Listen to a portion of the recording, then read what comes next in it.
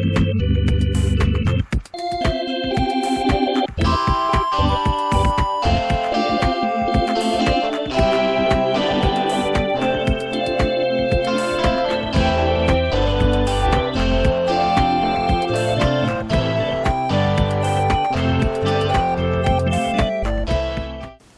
guys, welcome back to That's Life with John Carver. This is episode number 229.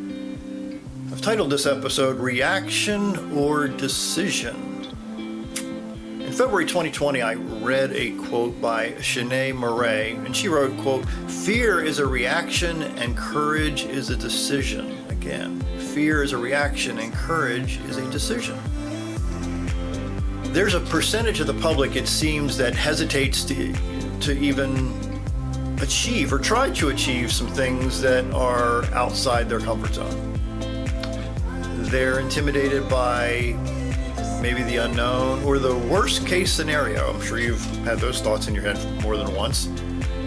They have this never-ending recording, it seems, in their minds that, things are not going to go well and you're going to reach all those scary times. It's going to stop you in your tracks. It seems that more and more people postpone themselves to get outside of their comfort zone, which then limits their ability to grow. Amy Friedman and Meredith Johnson shared this story. I want to kind of share it with you. It really puts a story, a metaphor in what I'm sharing in this episode. Once upon a time in an Ethiopian village, the story says, there lived a little boy who was so shy and fearful of the world around him that his family called him the frightened one. They called him Miobe, M-I-O-B-E, the frightened one.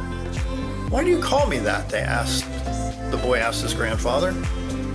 The old man laughed. "Because you are afraid," he answered. The boy's grandmother, his mother, his father, and his neighbor said the same thing. Miobe pondered these words and decided he must find a way to conquer fear. And that night, when everyone was fast asleep, he packed a sack and set off into the world to find out what he feared and to conquer it. That night he slept under a wide umbrella of sky and stared up at the darkness, and before drifting off to sleep he whispered to himself, "I see you, but I will conquer you, fear." He fell asleep wrapped up in his blanket, but at midnight the wolves began to howl. The sound woke Miobe, but instead of running away, he walked toward the sound, saying aloud, "I will conquer you, fear." He walked until the sun began to rise, and when he saw its golden orb, he smiled with relief, for he had survived the first night. "I am becoming brave," he said as he walked on. Soon he came to a village, and for a moment he thought, "I don't know these people at all. They might be unkind to a stranger."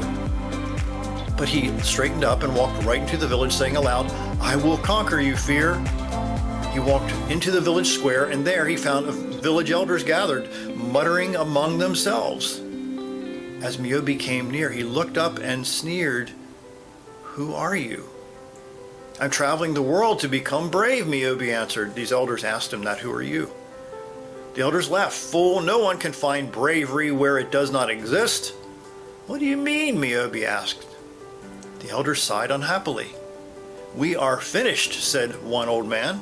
"Our village is being threatened by a monster up on the mountain." Miobe followed the old man's gaze to the top of the mountain. "See him there?" the old man said.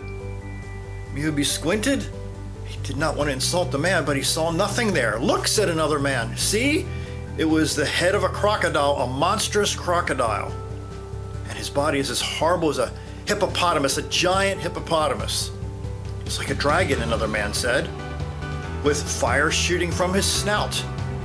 Now, Miobe began to see the monster.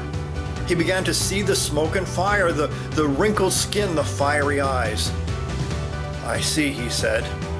But silently he promised himself he would not be afraid, so he walked from the elders into the village proper. Everywhere people cowered and the little children hid inside, refusing to go to school. "If the children go outside," the women said, "the monster will come down from the mountain and eat them." Everyone knows monsters eat children.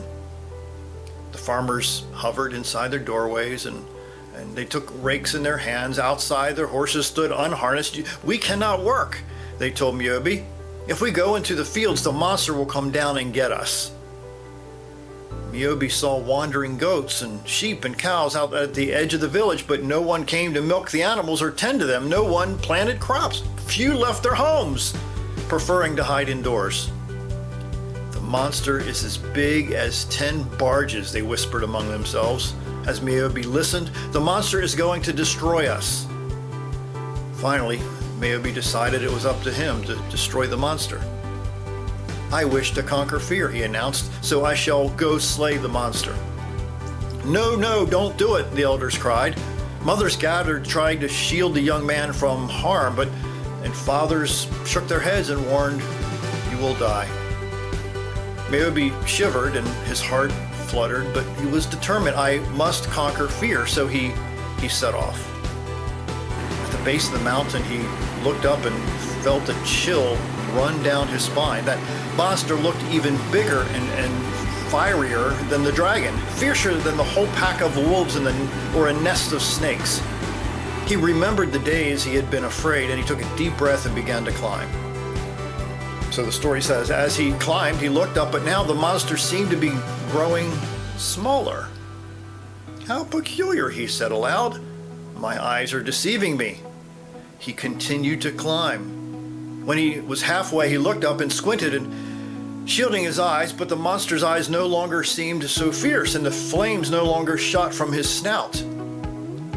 "The closer I get, the smaller he looks," Miobe thought puzzlingly. He climbed, and he pulled his dagger from his sack so he would be prepared. As he came around the bend in the path, he saw the summit before him. He gasped. The monster had disappeared. What? The monster had disappeared? Miobe turned and looked behind him. So surely the creature was going to sneak up from behind to attack, but when he turned around, he saw nothing. He heard nothing. He held his breath. He looked left. He looked right. He continued to climb. At last, he reached the summit, and it was empty and quiet. Nothing was there. Suddenly, he heard a sound at his feet. He looked down and saw a little creature, just like a toad, with wrinkled skin and round, frightened eyes. He bent down and picked it up. "Who are you?" he asked. "How did you become so small?" But the monster said nothing, and so he cradled it in his hand and walked down the mountain. When he reached the village, the people cried, "He's safe!" and they surrounded him. Miobe held out his hand and showed them the tiny, wrinkled toad. "This is the monster," he said. "What is your name?" said the elder.